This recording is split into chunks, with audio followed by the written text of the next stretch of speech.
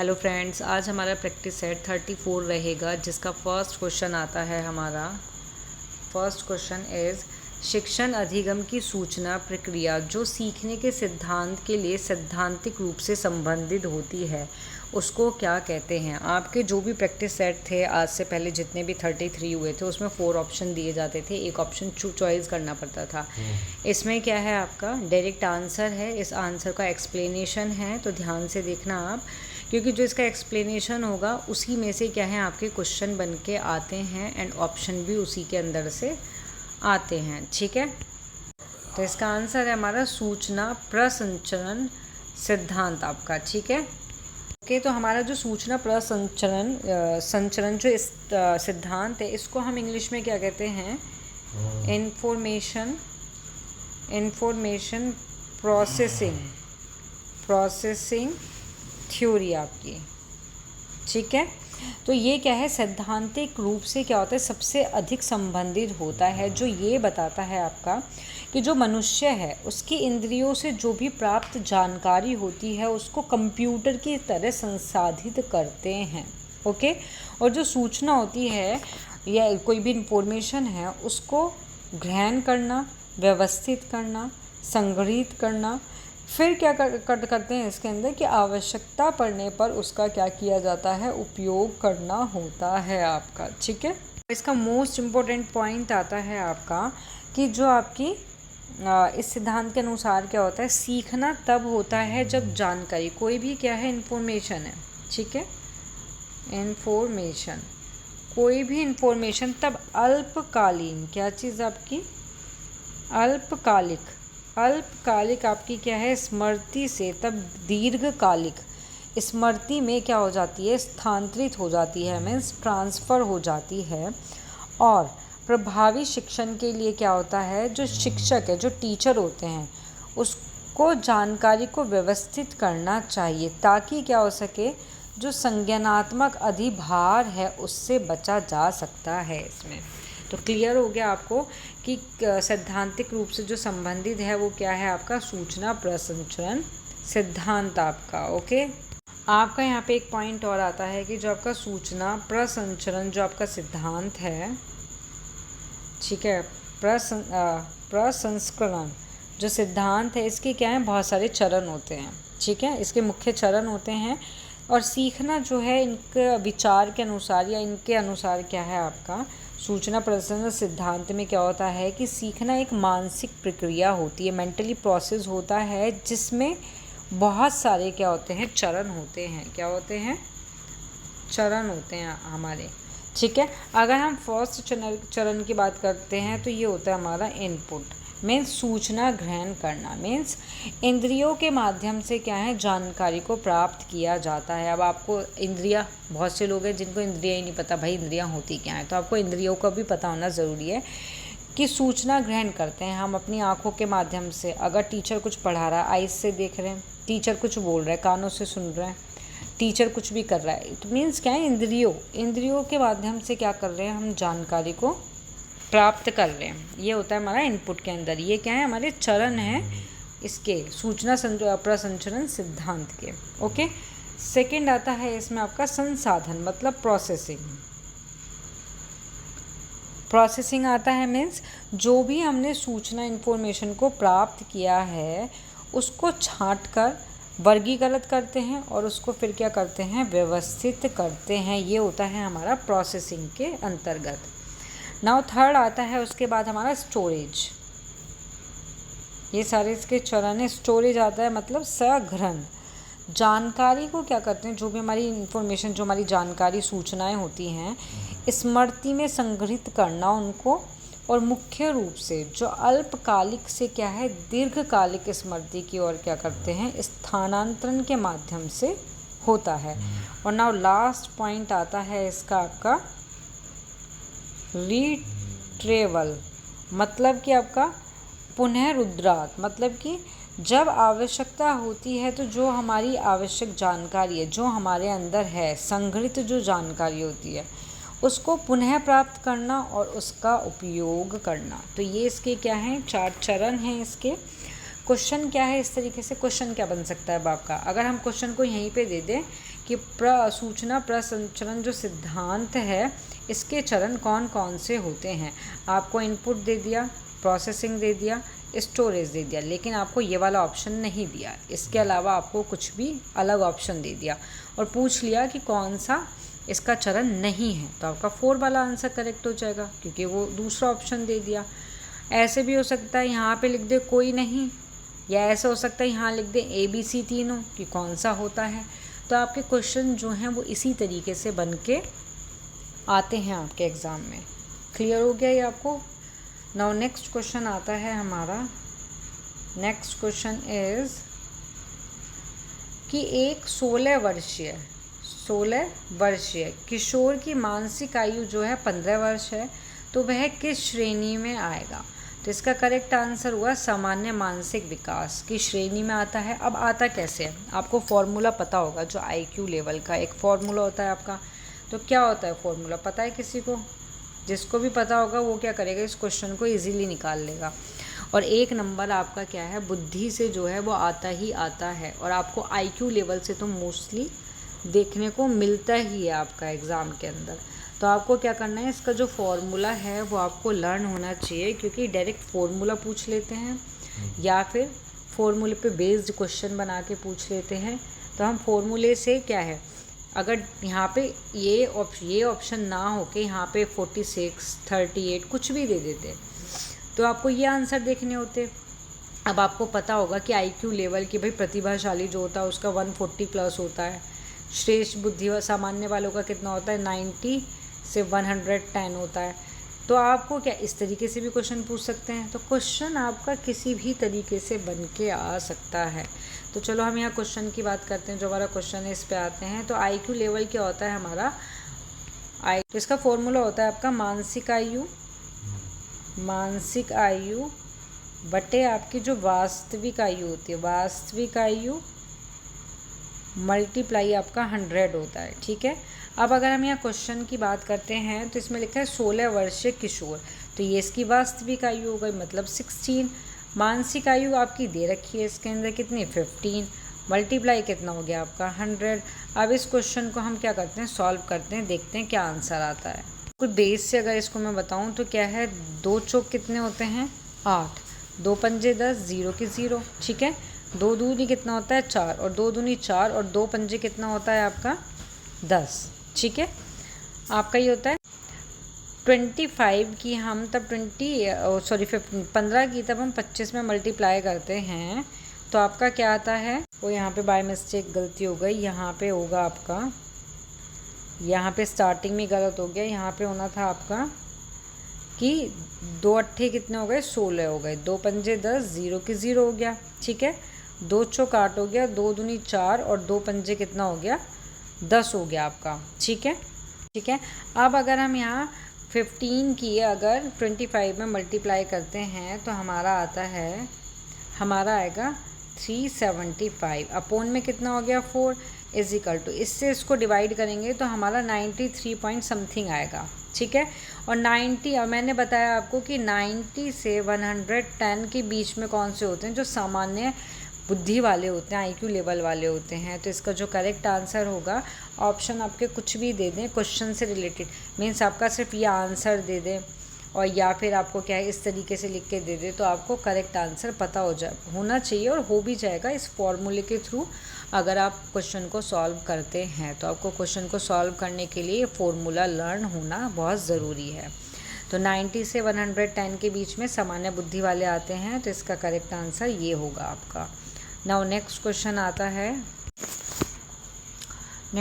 आता है हमारा कि व्यक्तित्व से संबंधित प्रथम आविष्कारिक किसने बनाई थी।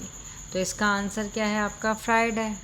तो यहाँ कहने का मतलब ये है कि जो आपका व्यक्तित्व है इसका जो अध्ययन है वो सर्वप्रथम किसने करा था, मतलब आविष्कार जो है इसका किसने किया था। तो इसका क्या है करेक्ट आंसर आपका सिगमंड फ्रायड है। लेकिन बहुत सारे महत्वपूर्ण योगकर्ता हैं, लेकिन जो सिगमंड फ्रायड हैं ये व्यक्तित्व का पहला आधुनिक सिद्धांत इन्होंने क्या किया था, विकसित किया था, जिसको क्या है, जिसको मनोविश्लेषणात्मक, जिसको क्या है मनोविश्लेषणात्मक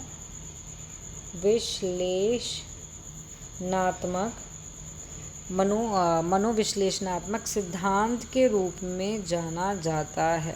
ठीक है, कि व्यक्तिगत के अध्ययन में जो प्रथम आविष्कारक के बजाय क्या है बहुत सारे योगदानकर्ता थे, लेकिन जो सिगमंड फ्राइड की अगर बात करते हैं तो इन्होंने आधुनिक सिद्धांत विकसित किया, जिसको क्या कहते हैं मनोविश्लेषणात्मक सिद्धांत के नाम से क्या है जाना जाता है। और इसमें क्या है जो हेनरी मुरे हैं उन्होंने भी पहला आधुनिक व्यक्तित्व परीक्षण का निर्माण किया था, जिसका नाम था TAT। ठीक है, TAT किसने दिया था? जो मुरे हैं हेनरी मुरे ने इसका निर्माण किया था।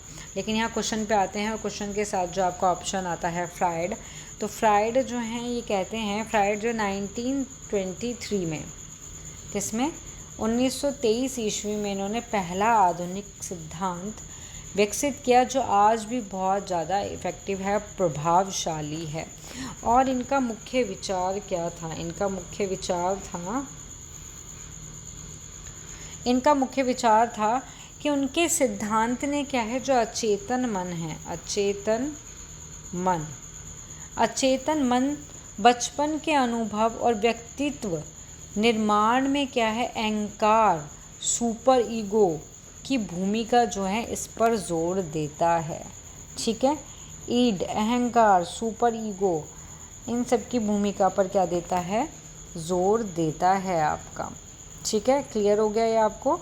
और जो मुरे का बता रही थी उन्होंने दिया था 1935 में, ओके, जो TAT का दिया था, जबकि फ्राइड ने जो दिया था मनोविश्लेषणात्मक का वो 1923 में दिया था आपका।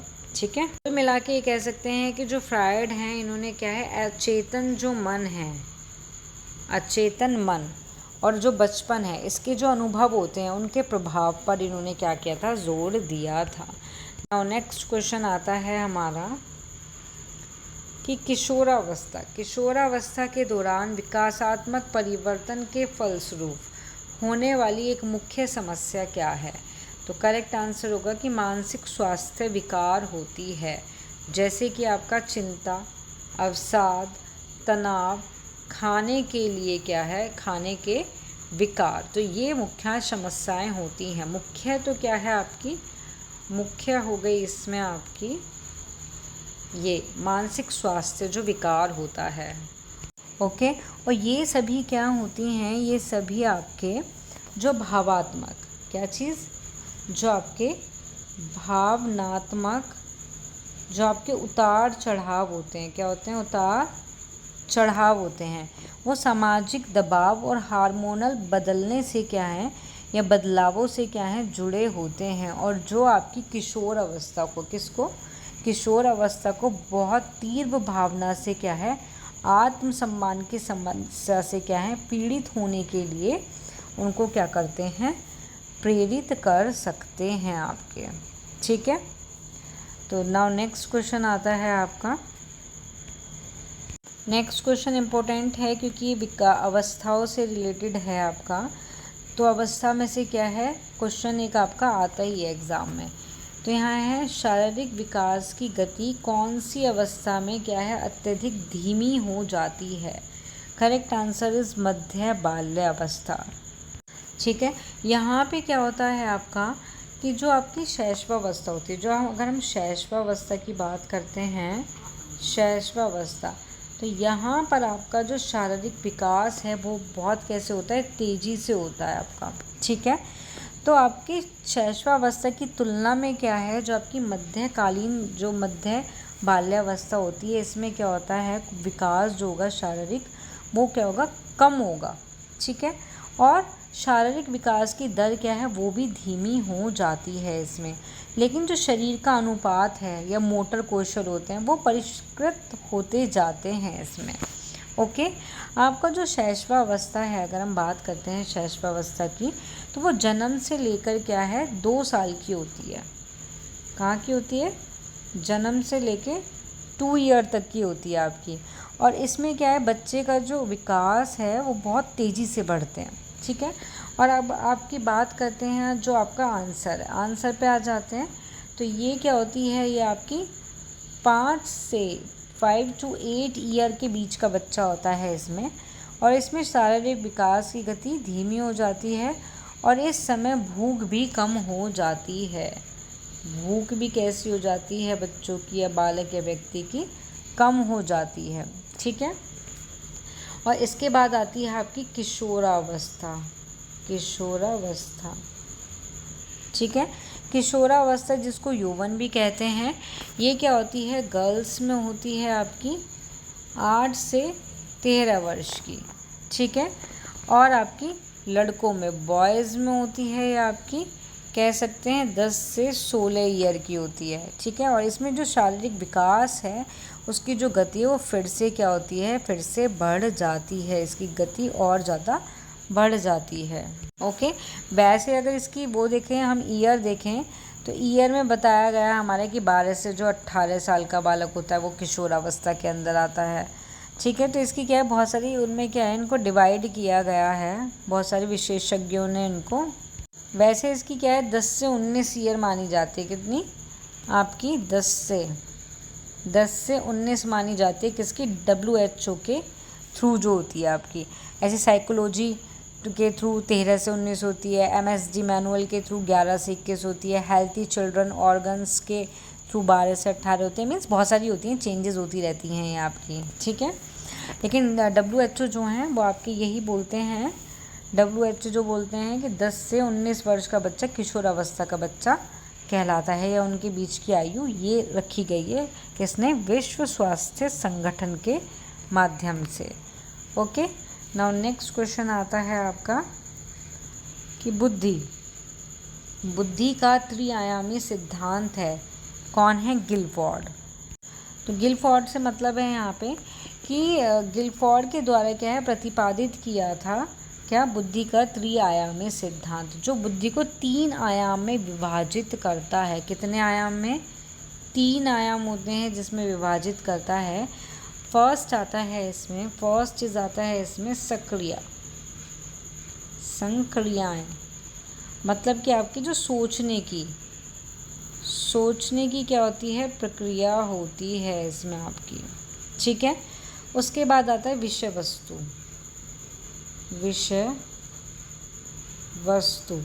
जिसको कहते हैं सूचना का प्रकार। ओके। उसके बाद आता है उत्पाद आता है जिसको कहते हैं सूचना का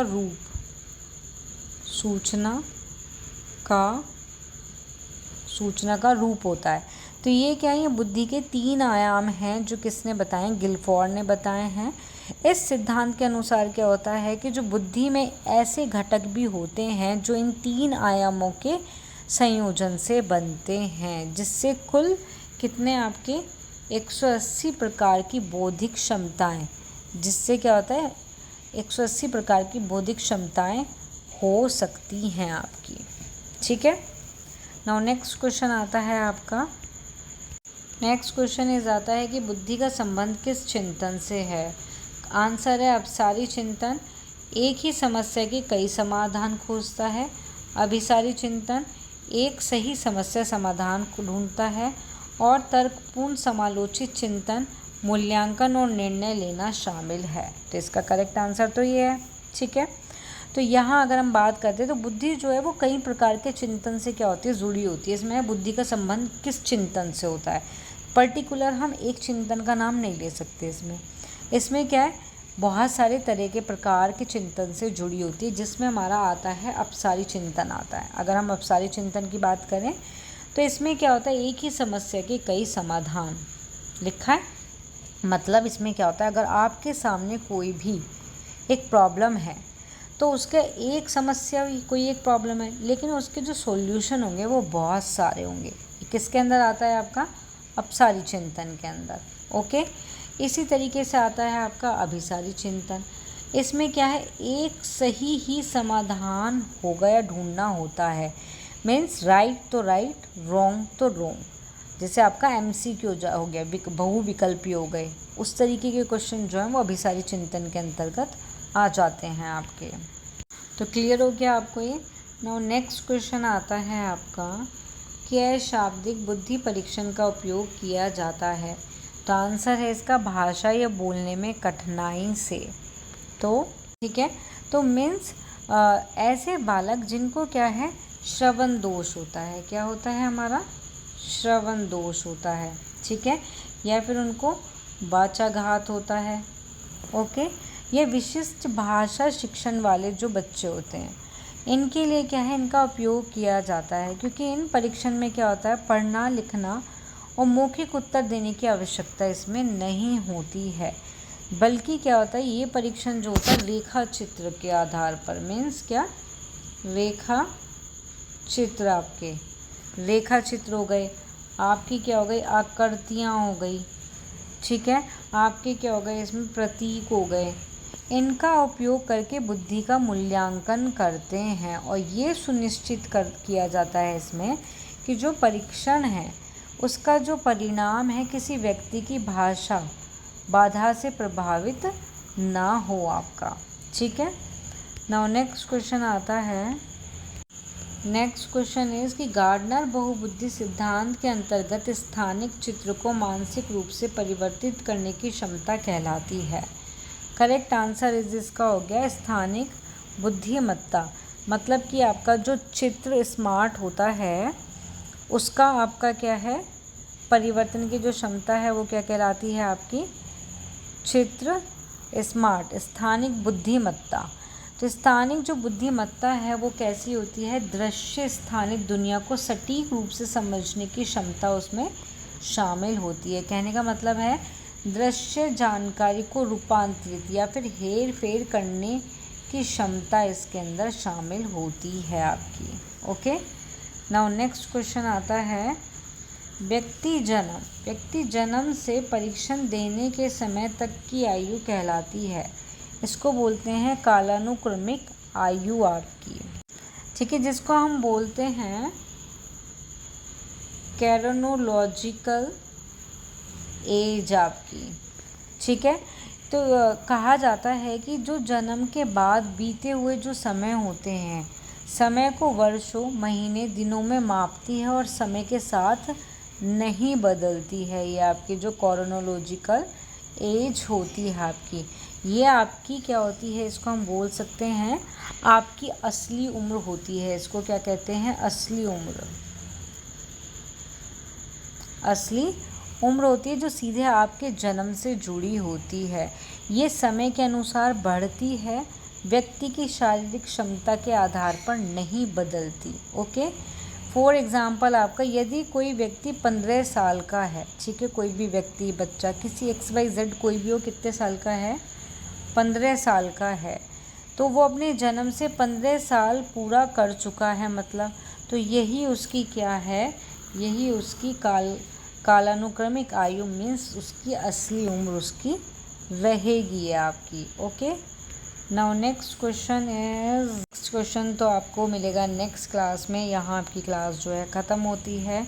जिसको भी वीडियो पसंद आए वो इसको लाइक शेयर सब्सक्राइब करना ना भूले। कंटिन्यू अपनी पढ़ाई करते रहें। दिसंबर में आपका एग्ज़ाम हो ही जाएगा, CTET का, और UP TET का आपका जनवरी में होगा।